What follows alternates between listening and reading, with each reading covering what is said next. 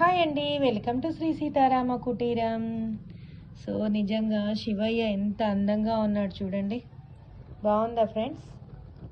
వెన్నపూసతో చేసిన శివయ్య అన్నమాట. ఎంత అందంగా అనిపిస్తున్నాడు.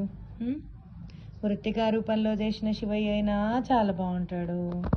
అలానే కొంతమందికి లోటాని బాగా మసిపెట్టి కాల్చి దాన్ని మంగళగౌరిలో పెడతారు కదా ఫ్రెండ్స్, అట్లా చేసిన శివయ్య కూడా బద్దగా ఉంటాడు.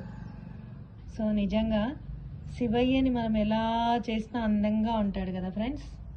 మీకేమనిపిస్తుంది శివయ్యని చూస్తుంటే? నేను బాగా చేశానా చెప్పండి ఫ్రెండ్స్. ఫస్ట్ టైం చూస్తున్నట్టయితే please like, share and subscribe my channel. Om Namah Shivay. ఇలా చేసిన లింగాలకు కూడా పూజ చేస్తారా ఫ్రెండ్స్? ఎందుకంటే నాకైతే తెలియదు. కొంతమంది మంచుతో చేసిన శివలింగాలకైతే పూజ చేస్తారు. నేను అది చూశాను అనమాట.